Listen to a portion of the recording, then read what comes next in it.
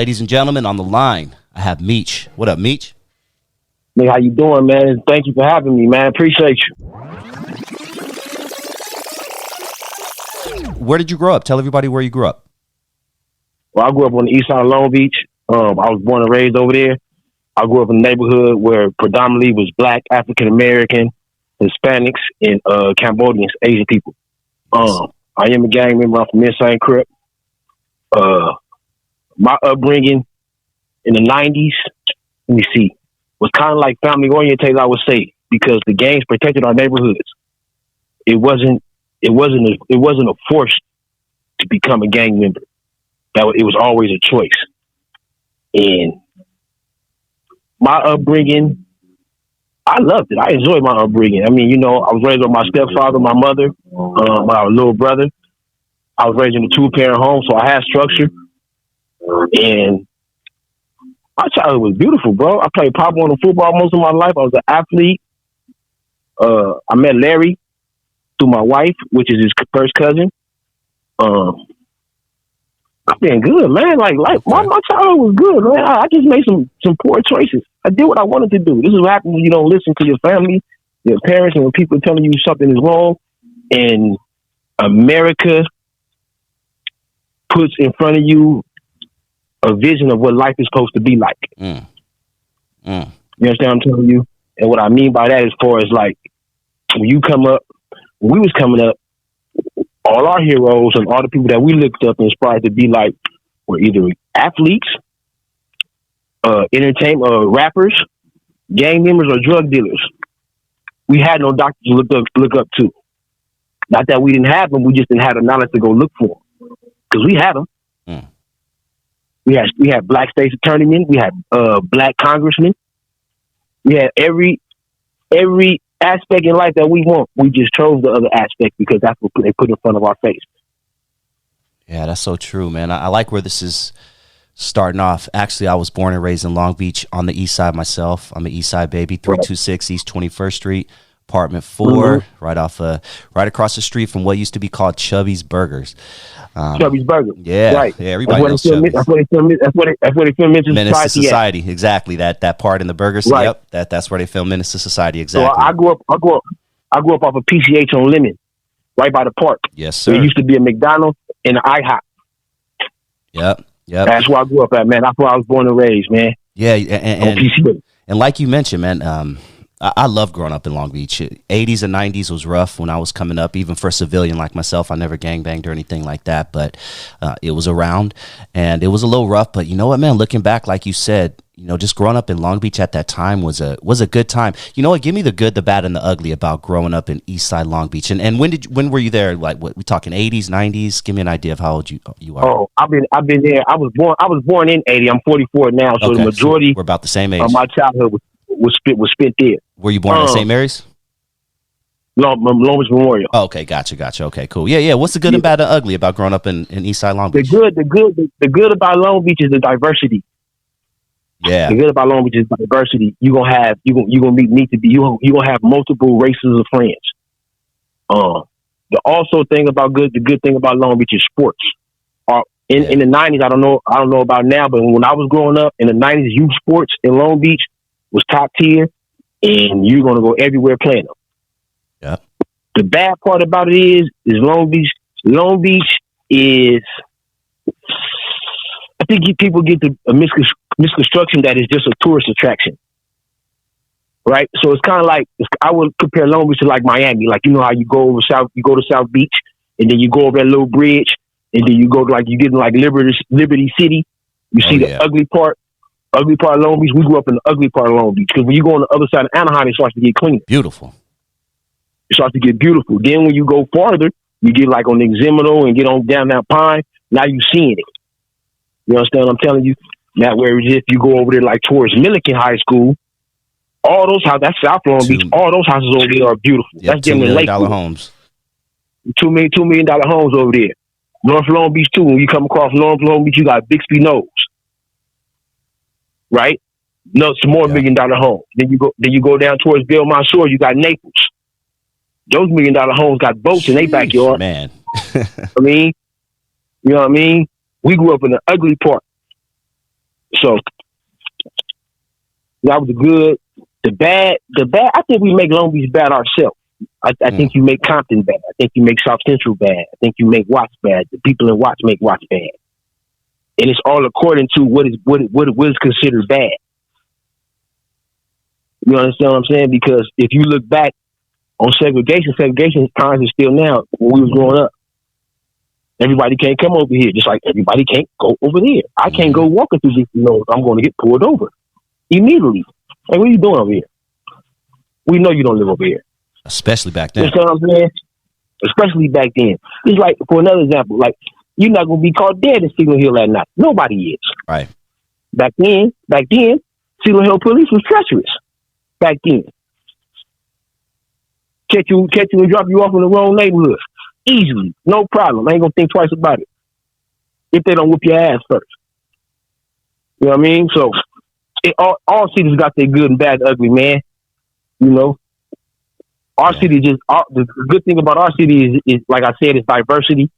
And you can get multiple connections with people. You know what I mean? I went to Poly. So, my school had was a rainbow effect for me. So, I had friends from everywhere. Samoan, Cambodian, Mexican, white. Man, I forgot about the Usos, man. Shout out to the Usos, homie. Shout out to the Usos, man. The nicest people in the world, dog. Don't cross those motherfuckers. Don't fuck with the family, but they are some of the. Don't piss them off, though. Man, they will invite you to their home and love you and all that. But yeah, don't cross them. Don't piss them off now. You were born in '80, so '87 comes along, '88 comes along, and this movie called Colors hits the scene and just changes everything. Okay. Good, bad, and different, whatever the case is, spreads across the country. What do you remember about the first time seeing Colors and saying, damn, that kind of looks like my neighborhood. That looks like what I see outside. Well, the first time I seen Colors, I think I was 8. I was playing pop on the football for the Rough Riders. And I seen it at my childhood friend house, because that's when we had the tapes, the VCR tapes. Yep. My childhood friend Yogi, I seen it at his house, and he put it in. And we was watching it, and we watching like, damn. That look like home. That look like home. That look like my homeboy. Because, like, where as society you see gang members, like the dudes in my neighborhood were just the dudes that was gang banging above me were just the dudes that were playing Pop Warner football in the division above me. So I didn't look at them as gang members. These are my older brothers, and like I'm around them all the time. Whether we don't go to the same school, but whether we at the park, whether we're practicing basketball, football, I'm around these dudes. You understand what I'm telling you? So society is going to look at them like that because they're on the outside looking in. But Colors was spot on. Colors was spot on. Men's Society was spot on. Boys in the Hood was spot on. And what was the one when they went to college? Higher Learning? Oh, that was a good one, man. That's one of my favorites. That soundtrack is crazy. Soundtrack is crazy. Spot on. You know what I mean? And that's another thing about the 90s and 90s growing up in Long Beach. Our music. The 90s hip hop, I don't care what nobody say, Long Beach, we primarily dominated that whole little era. And I'm going to name one person named God Bless His Soul. Nate Dogg was down there. He sing a hook on every song. On every song. If you didn't hear, ooh, it wasn't no record. It ain't a hit if Nate Dogg ain't on it. Man, it ain't a hit. Another thing I remember. I think that was what? When did Snoop first come out? 93, 92, 90. So Chronic came out in 92, so 93 was Snoop. Yep. 93 was Snoop. Okay. So I'm 13 at the time. I'm full-fledged gangbanger now, so that's football is like behind my mind. So I mean, we in neighborhood like, man, Snoop giving the video. I didn't know who the hell Snoop was. Snoop giving the video was a VIP. All I heard was VIP. Oh, it's not there. That's the first time I seen Dr. Dre. That's the first time I seen Dr. Dre. That's the first time I seen Snoop on the roof. You know what I mean? They running through the ditch. That ditch they running through, I played dirt rock fights in that ditch. It's right behind a street we call Salt Lake. Salt Lake was one of our notorious streets in our neighborhood. I don't know if anybody remember, but it's called the Swamp. Every neighborhood in California has a street that everybody cannot hang out on. You know what I mean? You have to be an active gang member to hang out on this street right here. From lNSANE in the 90s, Salt Lake was our street. It's right behind 2-1. Yep. You know what I mean? Yeah. I I remember hearing Long Beach on record for the first time, and my jaw dropped. I think it was a G thing when he said Compton and Long Beach together. Now you know you're. I'm like, Compton, Long Beach I had together. never heard. We had never heard Long Beach ever on a song. You know what I'm saying? We've heard Ever, Compton. We had never. South Central. How did you feel when you heard Long Beach on a song for the first time? Oh man, I was geeked. My favorite song was played was what was Domino? Oh man, get out of here, dog! Ghetto Jam, the Ghetto Jam. Oh, Eastside Morning, just waking up, the thing over, feeling like a fuck. Oh man, yeah. That's been played every morning when I wake up. Forget about it, right? The Ghetto Jam is about to slam. Yeah. So you probably know this. You probably know this, but he was one of the main components on Bangin' on Wax, but he went by Genuine Draft. Yep. Yeah, I was elated to hear Long Beach. Every time Snoop Dogg came on, every time Snoop Dogg and Dre came on, I turned it up in the car. Yeah, damn, you're taking me back. You know what's another one that I really love? That's an underrated group. The Twins, cause this is Eastside Long Beach. Yeah, the Twins. Man, I'm gonna tell you another underrated rapper that I listened to in the '90s. That a lot of people that's underrated. DJ Quick, man. Oh, dog, he's my favorite producer of all time, homie. Time. DJ Quick came out, man. He was talking about black pussy tonight. We're gonna get drunk. Loked out. One day I was chilling on the Rami and Spruce. 40 in my hand, and it's time to get loose. Got my Nikes on my feet, a t-shirt and black khakis. I heard a horn low, looked up, it was Jackie. It was Jackie. Yeah. So you gotta look at our music. We had happy music, man. Like they was talking about shit we was doing. So in our era, bro, we was like, okay, yeah, I'm out of here. I'm going home. My children's I'm out of here. I'm gonna get out the house. You know what I mean? I fear for our kids now. They can't even walk down the street, man. I'm getting sweaty, man. This shit, it's ridiculous, bro. And it's not even a race thing. It's like having a respect thing. Like, come on, man. I'm 44 years old. Even if I'm still out there active, I can look at a dude and tell if he's 15 or 16. Right. You know what I mean? What are you getting into with a 15 and 16-year-old for? And you're 40. Yeah, that's weird. There's a lot of that going on. Yeah. What are you getting out of that? And then it's a lot of the dudes, like a lot of dudes I went to high school with that was non-affiliates. After the structure left, everybody became gang members because, you know, we grew up in the dog mob, log mob. We grew up in the posse era. Right. You was from a posse before you was. A lot of dudes was from posse before they was from gangs. You know what I mean? Yep. That's, you know, like, yeah, like I'm seeing dudes like 40 and they mid 40, late 40s. You out here turned up. Niggas, you don't grow up. Yeah, that trips me. I see a lot of that on YouTube, man, because I'm in the YouTube space, so I just see a lot of people. So I'm like, man, like I don't get it. Like, well, that's weird to me. I'm not none of this weird shit. That's weird. So let me try to preach positivity. Maybe that's a good rap. Yeah, you know what I mean. But I love the city, man. Me too, man. Me too. I love it. We're coming up on the. Let me see if my math is correct. 92. So let's say 32-year anniversary of the LA riots. And us in Long Beach, we had it was going down in Long Beach. The Luckies that we both know, not too far from Chubby's. Right. They had, a situation there. There was apartments like on Orange and like something like that got burned down. Like, what do you remember about 92 and the riots? I know you were young, but I was young myself. But what do you remember about that? I was 12. And I was at the park. And I remember seeing the homies gather up at the park. I know what they were doing. At this time, PCH had a lot of furniture stores on it. Oh, yeah. They had a lot of furniture stores. Now, keep in mind, I stay. If I'm coming from Poly, I'm going to make a right on Martin Luther King, and I'm going to make a left at the IHOP. Mm-hmm. So I can literally stand on my balcony and see what's going on PCH. You know what I mean? Mm-hmm. And I watch people go into the stores and rip all that shit out and tear it out and steal all that shit. I remember they was about top on Jones' bike throwing GT dinos off the roof. You know what I mean? Damn, dinos. Remember those? Damn, I still want a dino to this day. I never got one. I still want a GT dino, and I want mags on the front. And back. Right? Yep. Mags. You taking me back, dog?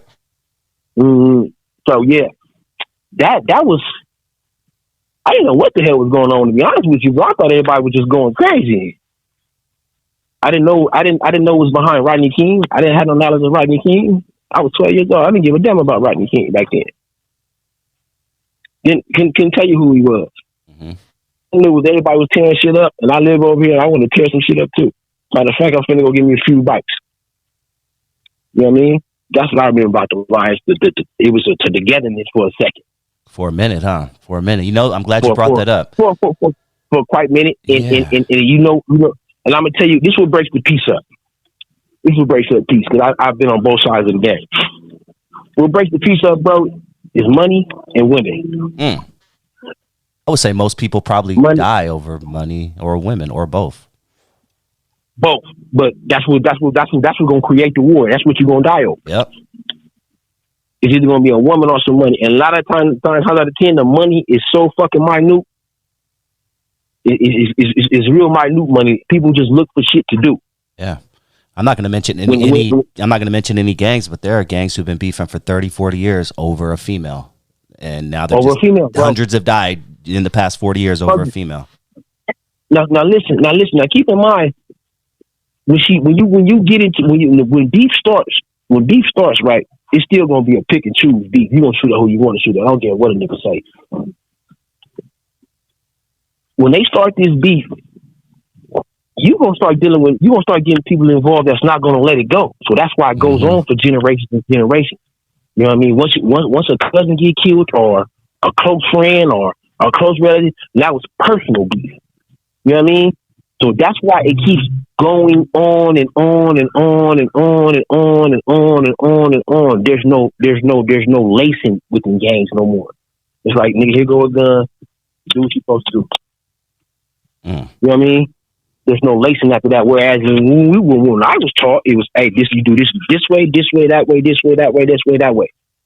Nowadays, these niggas is telling as soon as they get the handcuffs on them before they even get in the police car. Ooh. On the curb. Yes, ma'am, and all that, huh? Yes, sir, and I know this person. Man, come on, all that, man, trying to get home. I'm trying to get home to that pussy. Trying to get back to that pussy. They trying to get home. So now, when he can't get back home, he telling everybody he found out what's his name. Oh, they thought it was his road dog was fucking his broad. Now he telling. Another form of beef. Here we go again. Now that same nigga that I just told back in the neighborhood, he got a bunch of motherfucking money because he's working for the police, and he's infesting all our children, all our kids, because he got money and he paying for ice cream and he buying this, he buying that. Nigga done told on half the city. That's the way the game is now, bro. Yeah. You know, I like where this is going, man. Let's go back. Let's keep it around 92, because you mentioned there was peace for a minute, and a positive thing that did come out of the riots around that time was two things: the peace treaty and the BANGlN on Wax project, which brought the Bloods and the Crips together. Paru Love, Steady Dippin'. Paru Love. You know, shout out to one of my favorite songs on there. Man, I know that song by heart. Now in the video, bomped and Lime Hood is down with the mob, Hollywood and Cross Atlantic, Cross Park the Boulevard. I mean, it's like I've talked to so many Crips. Or Park Car Looters. I've talked to so many Crips who said they were low key bumping that, and it's a good song. If you love music, you bumping shit. You know what I'm saying? But shout out to C-Note, man, from. Go ahead. Oh, no. I was going to say shout out to C-Note, because she represented Long Beach well, and she was one of my first crushes. She was the female, for anyone who doesn't know, who was singing on Steady Dippin'. Right. Yeah, I wonder what she's doing today. But yeah, go ahead. You were saying? Yeah, I think the riots brought a lot of peace. It brought a lot of peace for a second, but like I said, what broke the peace up was the government. Here come the government again. Anytime, listen, man, anytime blacks, Latinos, if we would just stop this shit for like a second and just get together and chill the fuck out, America go fucking nuts. They won't know what the fuck to do. You know what I mean? It is like if you teach everybody that disease is man-made and you can heal yourself naturally, the hospitals would be closed. There wouldn't be no fucking doctors. So in order for them to keep this shit going, they either gonna plant a mole or a ignorant nigga that's gonna want to keep it going, because everybody got their home where they just can't sit there like, kick back, bro. We partying. You know what I mean? That same nigga is causing all the problems. That's what's disrupting the peace. You mentioned happy music earlier. You know, our music was happy. You know, DJ Quick, tonight is... We were having fun around 89, 90, 91. And then when the riots hit, and then something automatically changed with the music as well. And I want your thoughts on this. But we went from the house party generation, Bright Colors, African Medallions, Black Pride, Public Enemy, X-Clan, you know what I mean, Paris, you know, all this. Right. And then in 92, you know, the Chronic comes out. And instead of dancing, we're bopping. Instead of bright clothes, we're wearing black clothes and baggy ass jeans. You know, and it changed almost everything. And that. Do you think that was by design? Is what I want to ask you. Yes, it was very much by design. Because you got to understand something. Like you said, we grew up in the Canard cross color era. Right. Before that, it was khakis and Levi's and whatever it was. Right. So when we started getting our little money, like, let me see, 93, 94, we started having our little money. Now we wearing Air Maxes and Jabot jeans and polo shirts. We're changing. And yes, it was by design because it's meant, that's how they meant it to be. You understand what I'm telling you? If the culture doesn't change, everything stays the same. If there's no change, nothing grows, nothing evolves. That's all the music did was evolve. You just had a bunch of artists that was just talking about shit in their neighborhood. Easy N was already doing it, but when we got that Dre and Snoop era, it was over with. Then you had Biggie with Ready to Die. You had Nas with Stillmatic. You know what I mean? You had Jay-Z with Reasonable Doubts. You had all this. You had Mobb Deep. We was listening to different music, so we were on different shit. We were wearing Timberlands and shit too. We wasn't on no East Coast, West Coast shit. We was popping. So yes, it was by design, bro. Good and bad. Because music is way, okay, music is on frequencies. Right. Music is written in notes. So if I keep telling you, kill, sell dope, rob, kill, sell dope, rob, it's like a trance. You know what I'm saying? If you keep singing it, because you're just gonna sing along with the song in your car. It's a trance. You're breaking it down.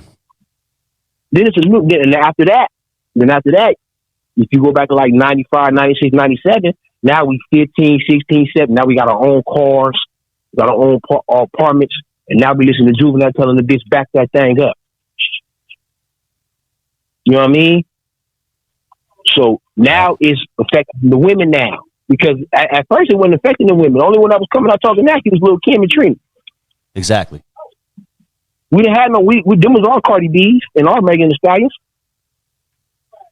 You know what I'm saying? They was just talking about, and Trina and Lil' Kim was just talking about fucking you and taking the dope out of town, and then maybe we can see something after that. But other than that, nah. Yeah, now you got Sexy Red telling us what color her pussy hole is and her booty hole is.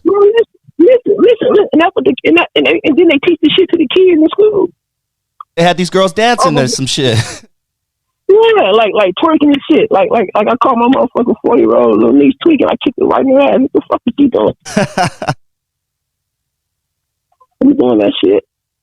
Yeah, and that's it's repeated. So yeah, it's by design, bro. It's by design to keep it. It's by design to keep people of color dumb, deaf, and stupid.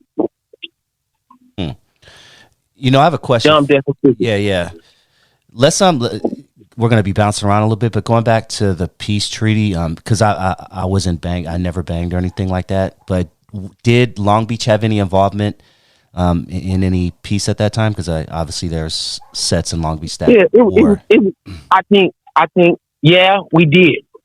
I had really 92. I was really starting out. I was 12, 13, so I was really starting out. But we didn't really have no shit like that.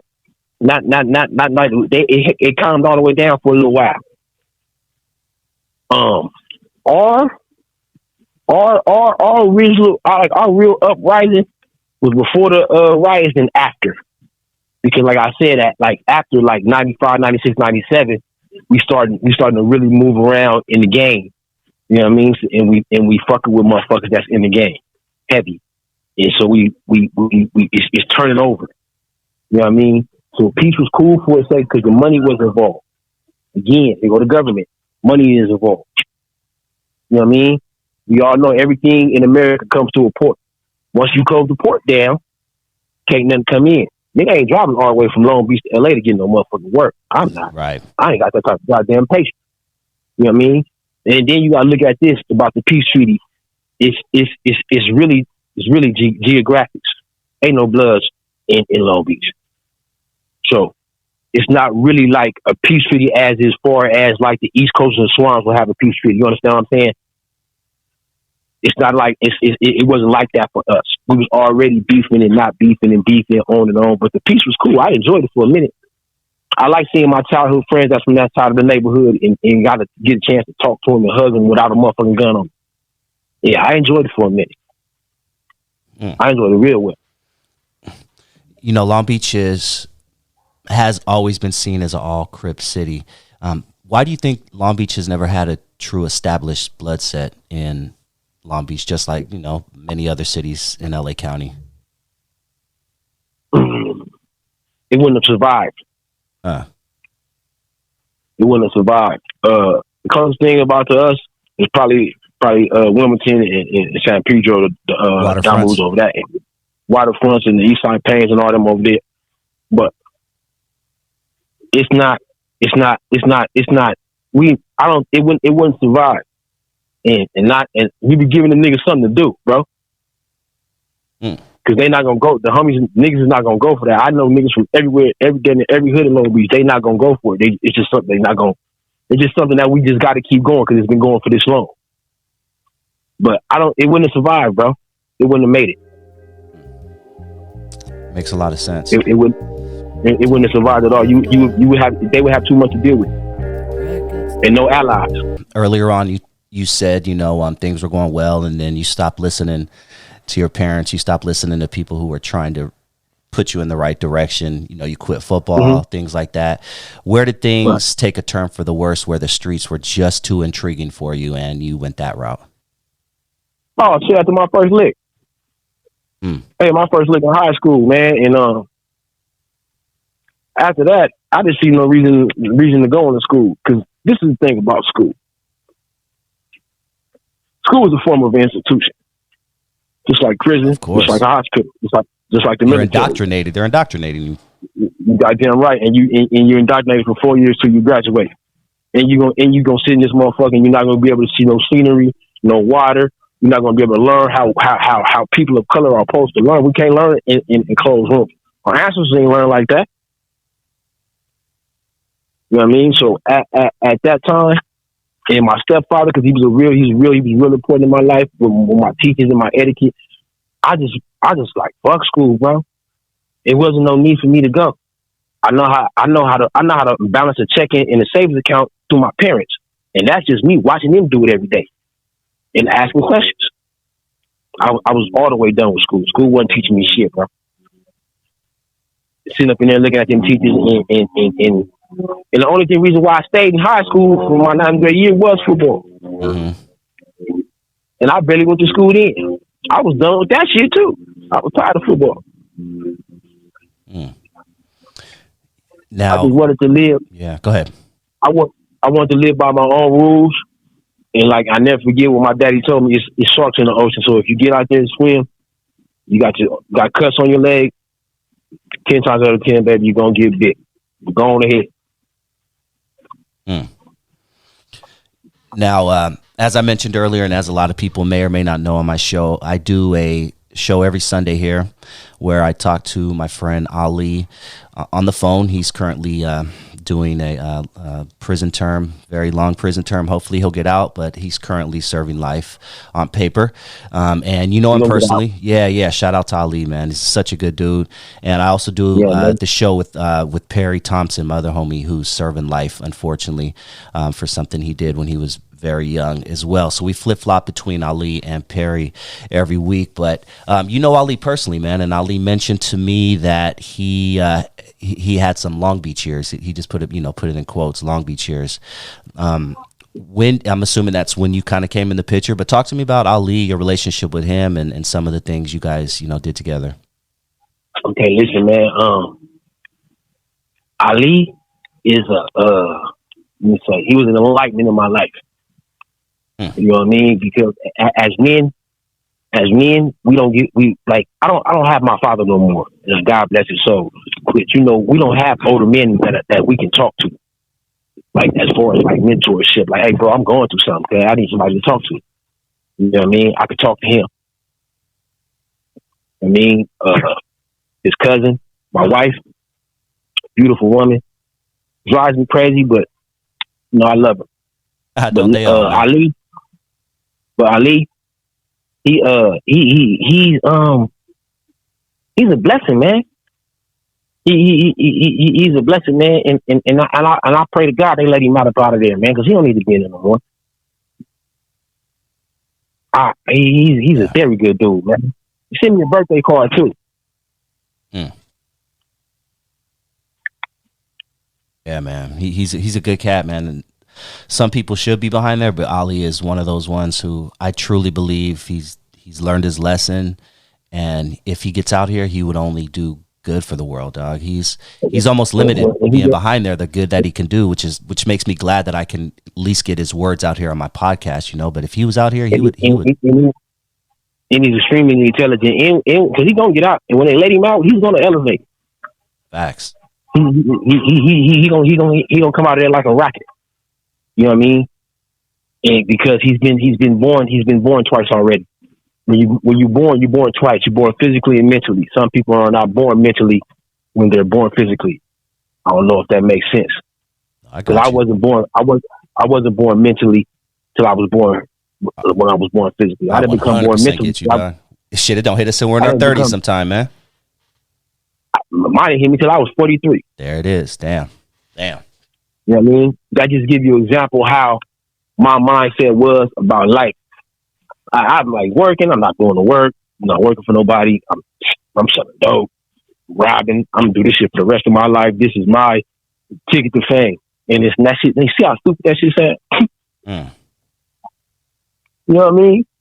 But that's what the streets is, bro. You living off a play.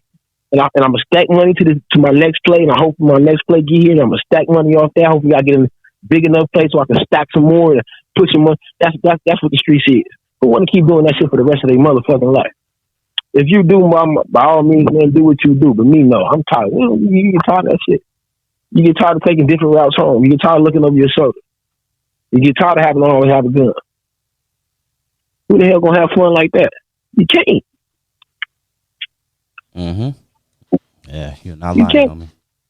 Not the life to live, dog. Especially forever. It gets old after a while, man. And then you gotta look at this. We're not doing nothing for our communities when we're doing that shit. Like, and I know it sounds crazy coming from me, but you gotta look at it like this. If you take, let's say fifth graders. Take 10 fifth graders in the city of the ghetto.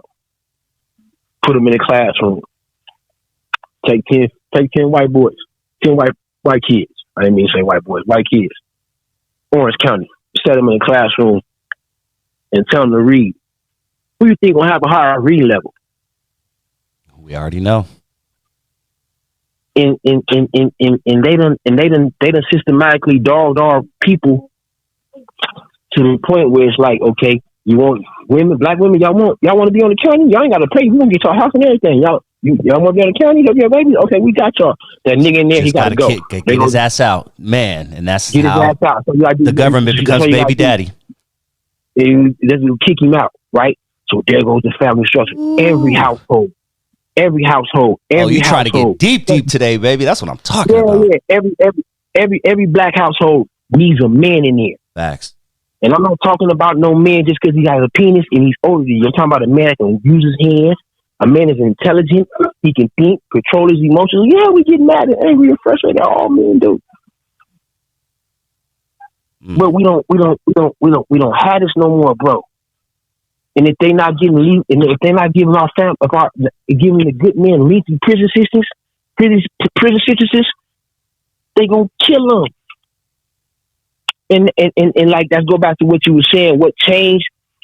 That's what changed in the neighborhood. All the dudes that was keeping the structure, if they didn't die in the streets, they personally gave them lengthy prison sentences so they knew they wouldn't get back. You ever seen Django? Of course, dog.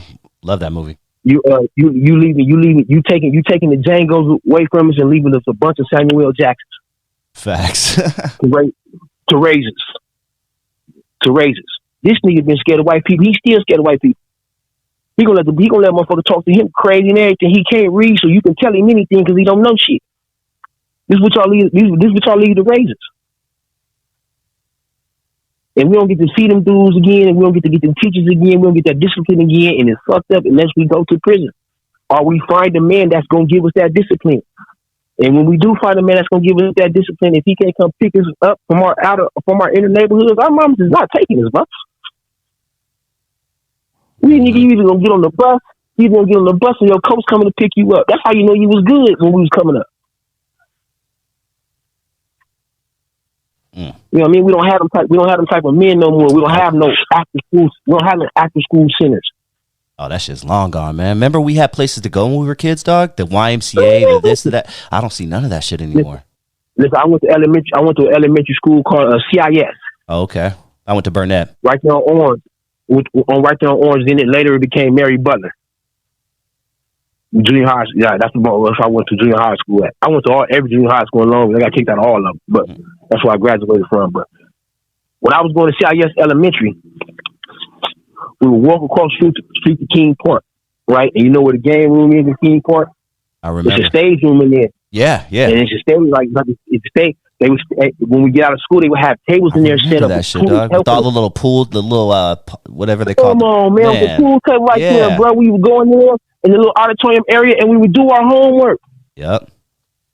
We would do our homework, and that's another thing. The dudes at the park, the niggas was men. They weren't 17, 18, 19. They were 30, 35. 30, they had been through life already. They were teaching you about shit you didn't know that you couldn't get from home. We don't have that shit no more, bro. We ain't got that shit no more. That shit long ago. Another systematic way to fuck our people up. And then another systematic way to fuck our people up now is the women, because women are high up in the world. Mm-hmm. Women don't need men. Women don't need men. That's the saying, homie. So, and we was just to bust this motherfucker down, take away technology, houses, cars, and we just had to hunt and hunt for our food. And we're all dead. We dead, bro. But there's a lot of folks in the woods right now, or in the other urban area, rural areas, I should say. They're practicing for that shit, man. They got generators and all this shit, man. Man, they ready. They ready. Motherfuckers ain't ready, bro. We ain't going there and take your motherfucking 13-year-old cousin phone right now. We think just because we got a couple pistols and shit that we're ready. You are not ready, huh? We're not ready. And then listen, bro. I'm explaining something to you. When they do come, they not. Listen, when they come, they're not coming with no mask on or nothing, because they mean business. When the FBI came and got me, bro, they came with no mask. They mean business. They knew I was going to jail already. Them people coming to terrorize you. They coming to terrorize you. They coming to enslave you, put you in a motherfucking prison, low-key concentration camp, and you gonna do what the fuck we tell you to do. Welcome to the New World Order. Unless you stand up for yourself. I want because most of when I do shows like this, it's all about hopefully deterring kids from going down the route of banging and so they don't spend years in prison and things like that, and just waste a lot of time. I want to jump into that FBI thing. Would you mind talking about that a little bit, and how that messed up your life, and just what was going on in your life before then, and how you felt when they raided you, and then how it affected your life after that? I went to federal penitentiary. Excuse me. I went to federal prison when I was 18 years old for armed bank robbery and distribution of heroin. So the FBI had been. They said he was watching us. Whatever the fuck they say, I don't know. I don't even remember seeing no cars and shit parked around outside my daddy's house. But they gave me 130 months. That's 10 years and 10 months. You know what I mean? And it didn't affect me till about midway or halfway through my prison bid. Because I'm still 19. I still had a couple hours. I still had a few females. It wasn't affecting me yet. What affected me the most is when my father was a longshoreman for Port Long Beach for years, working in big ass cranes, taking carts. So was my father and my uncle and the whole fam. Yeah, I fucked that off. Yeah. That's a whole other story. Yeah, they wouldn't even give it to me. They told me, no, I fucked that off at 12. I fucked that off at 12, still not them crazy, bro. I ain't gonna lie to you. But nah, my father told me, like I said, my stepfather, he's really, like, that's my Superman in my life. I love him. But he told me, he was at work one day, and he got a picture of me, man. And I'm a kid, like I think I'm still on the bike or something, but I'm younger. And his coworker asked him, man, how Bray doing? And, he had to turn around and tell his coworker, man, Bray's in prison, federal prison, doing 10 years for armed bank robbery and distribution of him. And that fucked me up, man. Damn, dog. And that fucked me up. My daddy had to go through that, man. And it broke me to the point where I had to go sit myself. I had to cry a little bit, bro, to get myself my composure. When we get into this shit, bro, we don't know who we gonna affect and how we gonna affect them. You understand what I'm telling you? Man, that shit broke my daddy. That shit broke my stepfather. My stepfather told me I thought I failed at raising you. I thought I failed. I wasn't the person that I failed. Because you understand something. When you young, your parents young too. When you get older, your parents get older. They learning just like you learn. There's no manuscript. There's no book. I don't give a fuck what nobody say how to be a father and a mother, especially a stepfather. That nigga was raising another nigga's son. Yeah, sounds like a great dude, homie. Yeah, absolutely. But that's that right there. That broke me, and I still ain't learned my lesson. Damn, dog. So they and they say it in months to kind of make it sound more, harsh, right? They don't say 10 years. Oh, nah. They say 100 some months. So this is a trick. This is a trick, right? So this is funny story, right? It's not funny, but it's coming from an unhealthy place, rather. But I thought it was humorous. So I'm in there. I'm going to sentencing. I get my time, and I'm in there with one of my partners. I'm in there, Ice from Compton Front Hood. Shout out to him too. And he said, "MEECH, how much is 131 months?" I said, God damn. Every black nigga come down here, nigga, he getting 100 months or better. White boy come down there. How much they give you, man? He crying, tears on his life. Damn, that nigga must have got a bang of time. How much they give you, man? Give me 24 months of time, sir. Hey, man, don't put him in here. Don't put him in here, man. Don't put him in here, man. We gonna do something to him. But yeah, man, it's systematically. It's set up like that, bro. It's systematically. It's set up like that, bro. Yeah. You gotta understand something. These Queen Elizabeth had a 100-year plan. Let me explain something to you, man.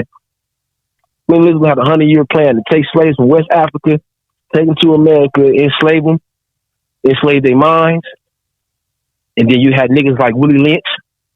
He came over. He was already over there. Willie Lynch showed them how to break us because he was a slave. So he showed them how to break us. So now they pulling us. Now they pulling us out. The biggest man they could find, bend him over, tie him down, whoop him half to death, break him, and then rape him. But they've been doing this to the system forever, man. And every time we get somebody that's gonna stand up for us, they kill him. Everybody that try to come back and get our people and put us to back together where we were supposed to be at, hey, kill him. That's why he knocked Nipsey off. R.I.P. Nipsey, Malcolm, Hannibal Barca, the general, because nigga, he used to be giving Rome hell. And this is modern day Rome.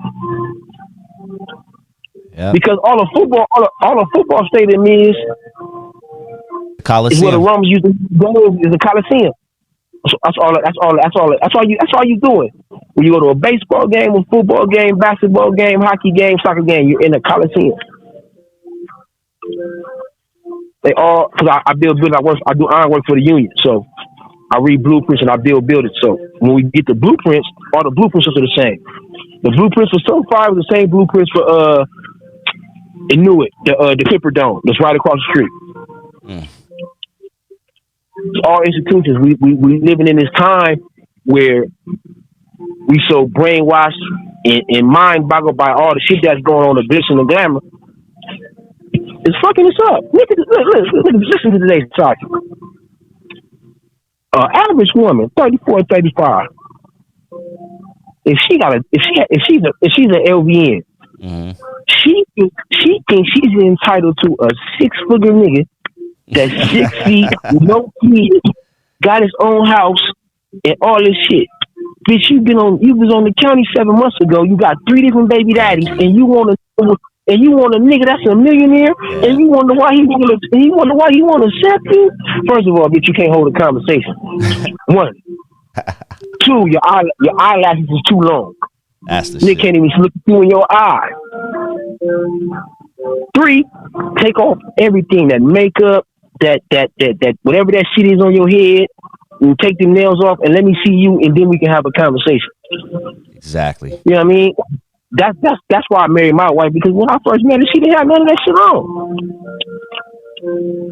You look like you 10 years from now, and you got some sense. Mm-hmm. And I can talk to you, but I'm having a problem. That's another thing. When men have problems, if I want to go to my woman in my life, hey, look, I'm having an issue right now. Woo. If I can't do that with you, this shit ain't working. Because I'm laying up in here with you every night. Mm-hmm. But today's society, women don't want that. You a good nigga. You a good nigga. If you a good nigga, if you come over, drop some dick off, a couple dollars, and get on, man, you an excellent nigga, man. You winning. Because that's what they want, and that's what Sexy Red and Cardi B taught them, and Megan Thee Stallion. Dog, Sexy Red is on a whole other level with her shit on me. I'm like, really, dog? Hey, what do you think about drill music, dog, and all this craziness? You know, when we grew up, we had gangster rap, but it had a message. It had, we had Cube. He was talking gangster shit, but he was still, there was messages under Ice-T, same, Snoop, same. Right. But now you got, kill him up, shoot him up, peeing on your grave, smoking your op, just doing the most disrespectful stuff on record. What do you think about drill music, dog? Well, I mean, I can't. It's all right, but this is the thing. This is my thing. Is you actually doing this shit? Because if you are and you putting it on record, nigga, you tell it on yourself. And they're locking people up right now. Young Thug is going through a situation right now, and they're playing his lyrics in court. Yeah. But I think that was all. I think that's all part of the game. Because that nigga ain't do nothing. But the drill music is this. But see, that's the era we in though. The drill music is this. A lot of niggas that singing the drill music probably not really drilling. Okay? You ever seen, what's the one movie, 8 Mile? Of course. With Eminem, remember he get talking about the nigga Clarence? He lived with both parents. Both parents had a real good marriage. Right. A lot of niggas that's in drill music is Clarence. If you go look at their background, a lot of niggas probably went to private school, ain't never been in trouble in their life. And they talented. They're talented. That's what rappers do, bro. They look at you, they look around, see what's going on. If they're not living the lifestyle, they know somebody that's in the lifestyle, or they're close to somebody in the lifestyle, so they can witness it. Then they go reverb it. Mm-hmm. It's debriefing.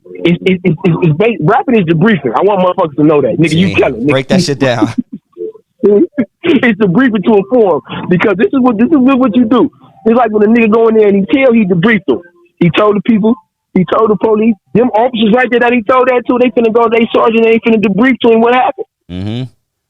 Because they are getting, some of these songs, they are getting discreet. I shot him on 17th Street. I pulled up to his mom's house over there on Bartlett. Like they're really doing this. I can't believe it. But, and that's another thing, a lot of niggas is getting clout off that. Like, that's famous. That makes you famous. That makes you a joint. Because you a joint. You're not a rider no more, you a joint now. But that makes you a joint. We're in a different era. Times. Remember I told you about frequencies and times is changing? Yep. Now music has frequencies. Okay, now listen to what you said, drill music. We both know what drilling is. And look what's going on. It's a whole lot of drilling going on. Unnecessary drilling. Chicago, I mean, right here in LA, man, it's going down, dog. It's not as bad as it was in the 80s and 90s, but it's getting right back there. It's getting to its point. It's getting to its point. It's like remember the old school Jets, the little magazines? Oh, of course, yeah. The Beauty of the Week and all that. You go back in them and you can see the murder rate, who got the highest murder rate. That's right. I forgot about that shit, dog. I do remember. If you remember, now keep in mind, we talking about a predominantly black magazine. That's right. I forgot about that part.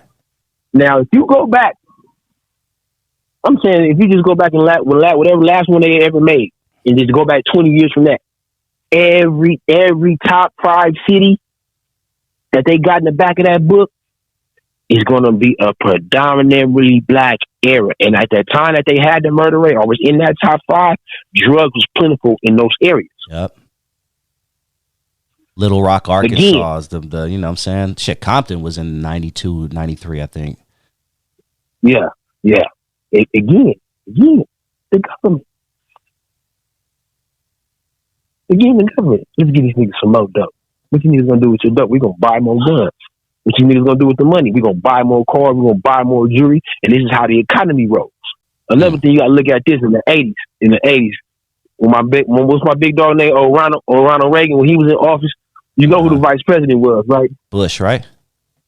George Bush daddy. The daddy. That's right. George W, yeah. Right. George You H, know what else? Yeah. You know what else he was when he was there? When he was in office? He was the head of the CIA. Oh, I didn't know that. Yeah, he was the director of the Central Intelligence Agency. Right? Keep in mind, we got the Panama Canal. Mm-hmm. Right? The only way dope can get into it through America is through the Panama Canal. If it's coming from Colombia. Because remember, we weren't going to Mexico back then. That's right. The Guadalajara cartel wasn't fucking with America. Not yet. Yeah, we weren't in up that yet. Right? So you got to. So it's coming from Colombia. That's from Pablo and all them popping, and it's coming through the Panama Canal. And if I can show what comes through the Panama Canal, when I call you and tell you, nigga, don't touch this boat, nigga, don't touch the boat. When I call you and tell you, okay, raid this boat, you gonna raid this boat. Live, 7 ABC News, we live at the Panama Canal today. How the fuck y'all get way down there live? We have recovered 1,700 kilos of cocaine, 5 tons of heroin. And first of all, how the fuck did y'all get to Panama, which is a man-made country, that goddamn fast? And how is this shit live? Live, dog. Right? The government again, bro. Yeah. There's a lot of string pulling going on that we don't know about, man. Come on, man. A lot of string pulling. Come on, a lot of string pulling, man. Yep. A lot of string pulling, man. Yeah. And people know what they was doing, man. Yeah, we can get deep, man. Before we go, I want to ask you, for maybe a few minutes, take as long time as you want, but I want you to give some words of advice to these youngins out here who are just acting a fool out there in the street with these switches and, just shooting, and all the drugs they're doing and everything like that. Just talk to them about where it could lead them, where it will most likely lead them. Oh, it's only going to lead you 2 places: death or in jail. If you don't end up dead and you end up in jail, lay in the bed you made for yourself, bro. Because you made this bed for yourself. You wanted to be here. This is the life that you chose, and this is what comes with the life. There's no retirement program in this. So if you don't want to get your life together, stay in life. If you want to get your life together, get your life together, because at the same time while you staying in life, if you have family members that love you and that don't want to see you in their life, you're being selfish towards them. Another thing you need to do is probably get some physical, spiritual, and mental balance. We all need balance in our life, even as young men. But we don't have no balance. This is the reason we go astray and do things and commit heinous crimes, and we can be somebody totally different, doing something totally different with our time. Our lack of balance, our lack of understanding, our lack of knowledge. So you don't have to sit down and bury yourself. The next thing I advise you to do is pray. You need to pray in and out. Pray for forgiveness. Pray for patience. Pray for your anger. Pray for your substance abuses if you got them. Just pray. You got to give your life over something to a higher power than you, man. Because if you don't get your life together, they're gonna stick you somewhere so far, bro, for so long. And they building more. They're not gonna stop building. They're just gonna keep building them and keep stuffing you with them. You know what I mean? Yeah. And if you keep getting away and getting caught, 2 years here, 3 years here, 4 years here, you're doing life on an installment plan. Because every time you get out, you got to start back over. Damn, deep installment plan. You know what I'm telling you? So yeah, man, y'all, please, man, pray, man, and believe in something, man, and just see that some of that shit senseless, man. Like I said, man, I can't really give you too much or appreciate y'all too much because I've been in the lifestyle before. But man, listen, take it from me, man. They gonna send you somewhere for. Damn. Gonna have you reading your mail. Gonna have you reading your mail on the screen. Appreciate you, Meech. This won't be the last time. This won't be the last time you guys hear Meech on the program. Do you have any shout outs or anything you want to give, man? Anything you want to promote? I mean, the floor is yours if you do. If not, it's all good. I want to promote the Menor Daycare. We have a daycare on 150th, 1047 East, 150th in Compton, California. Also, we got watermelons coming this summer on 2105 West Compton Boulevard. So, man, if you want to see the watermelons or fresh water juice, man, pull up. I'll talk to you about mental health. I do mentorship. Me and my wife do mentorship, man. So, hey, man, it's all for us, man, by the grace of God. You can pull up, man. Come get you a blessing, man. We do what we can do for you. I love that, dog. I love that, man. Hey, it's been a pleasure, Meech. I'll definitely be in touch, all right? All right. Have a great night. Yeah, thank you very much, man. Talk to you soon. Peace, dog. Yeah.